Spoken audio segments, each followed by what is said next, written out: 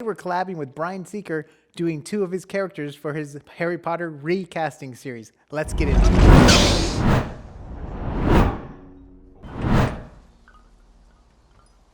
What is it? Who are you? Could we come in? It was about something you were wearing around your neck at the wedding. It was a symbol. You mean this? Well, it's the sign of the Deathly Hallows, of course. I got bitten by a garden gnome only moments ago. Gnome saliva is very beneficial. Xenophilius Lovegood, we live just over the hill. Pleasure to meet you, sir. I trust you know, Mr. Potter, that we at the Quibbler and like those toadies at the Daily Prophet fully supported Dumbledore in his lifetime. Thank you. Come, Daddy. Harry doesn't want to talk to us right now. He's just too polite to say. Hey everyone, welcome back to AsArt with Nick and John. We post 3 times a week, so check out asart.space for all the video and audio content.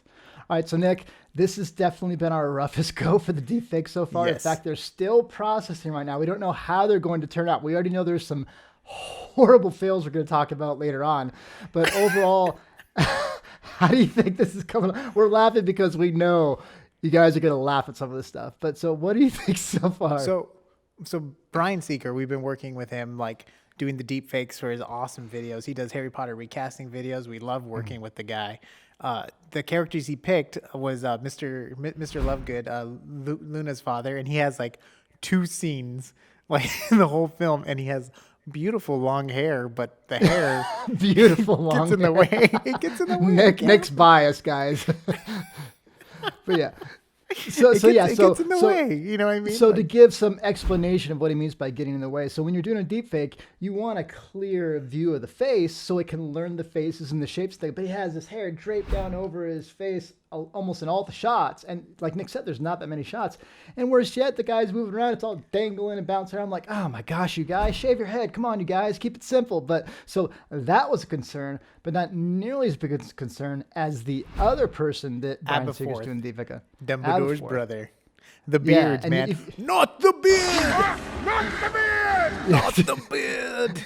And you know that if it's Dumbledore's brother, he has a crazy, wicked Merlin beard, and he does. And that's a big problem because it has to learn the face, but beyond that, you have to transfer it over from the source character, with his Dumbledore's brother, to the destination character, which is Brian Cox, right? Yeah.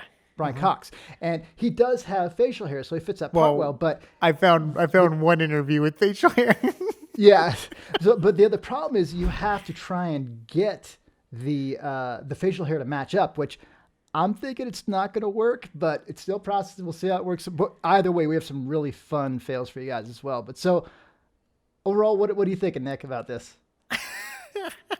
I'm thinking we got to do something crazy for the next one.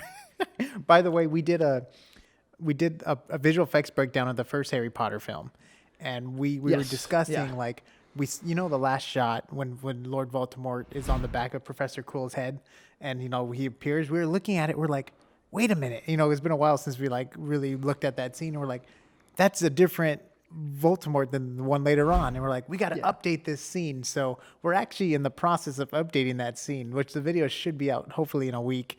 Subscribe so you guys can be notified once that comes out, but we want to fix the scene, and we're super stoked about it. Yeah, so that should be a fun one because there's plenty of footage of Voldemort, Ralph Fiennes, right? So he was cast later on in the process, like around the 4th movie, and so they had no idea what he's going to look like. And Nick was pointing out to me, I haven't read the Harry Potter books, but Nick was saying, yeah, Voldemort in the books has like red eyes and looks a little, and so it looks like they were taking those cues more in the first movie before they actually cast Ralph Fiennes. So naturally he does look different because they didn't know who actor was going to play him later on in the movies, and 2, they're taking more cues from the book. And so we're like, well, for continuity's sake, let's try and make him look more like Ralph Fiennes' Voldemort that we get later on in the series. But Nick was saying, well, he has red eyes in the books. Maybe we'll do a version where he has red eyes as well as Ralph Fiennes. I think we are. Yeah, a lot of fun little things. That shouldn't be that big of a thing. But that deepfake is going to work well because you have plenty of footage of Voldemort and you have clear footage of the early version of him in the movie. So the gentleman, Brian Cox, is going to be rough because, like Nick was saying, he was only able to find one interview that he had facial hair. And the downside so interviews are great for deepfakes. So technically, he does have a goatee most of the time, but I was looking more for a beard so it connected. Maybe I could have went with a goatee, but I don't know. It's so hard to predict these things because it's been hours for nothing. You know, I mean, like processing. Yeah. And that's why. Anyways, sorry, John, I interrupted. No, so rudely.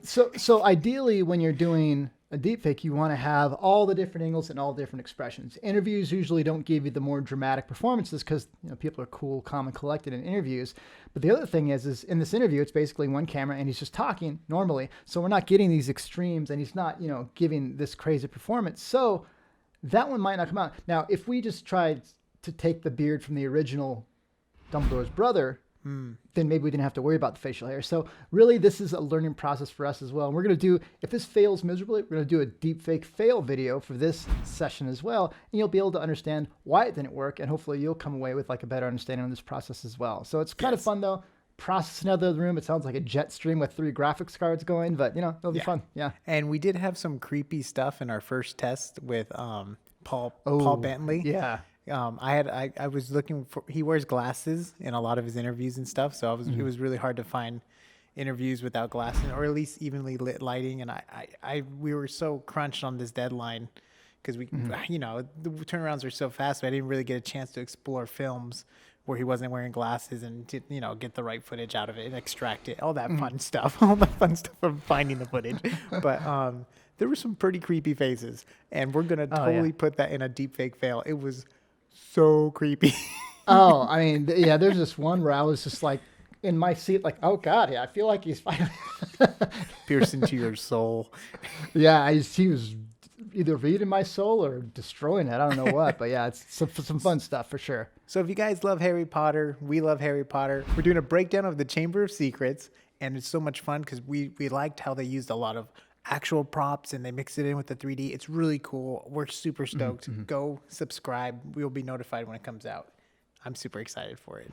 And we're going to be working through all of the Harry Potter movies, looking at the special effects and the visual effects and looking at them. And honestly, it's great stuff. It's super fun. You get to kind of smirk a little bit at the stuff that hasn't aged as well, but you get to be amazed at how well a lot of it has aged. And now we're getting into the 3rd movie and beyond to where they really had it down. So I'm super excited for this. And a lot of those later movies I've only seen once or twice each. So a lot of these, like Dumbledore's brother, I'm like, that's right, he is Dumbledore's brother. I need to watch these movies again. So I'm super excited. And he has a weird thing into goats, by the way, John. I'm just giving you a heads up. He's really into goats.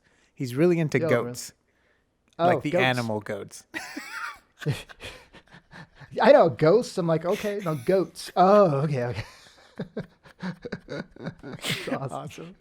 All right, guys, so make sure to check back for the later Harry Potter breakdown series for visual effects. And also, we're going to be continuing to do deepfakes for Harry Potter and beyond. So check back for that. AsArt.space for all the video and audio content. And of course, we post here on YouTube 3 times a week. So thank you very much for watching. We'll see you on the next AsArt.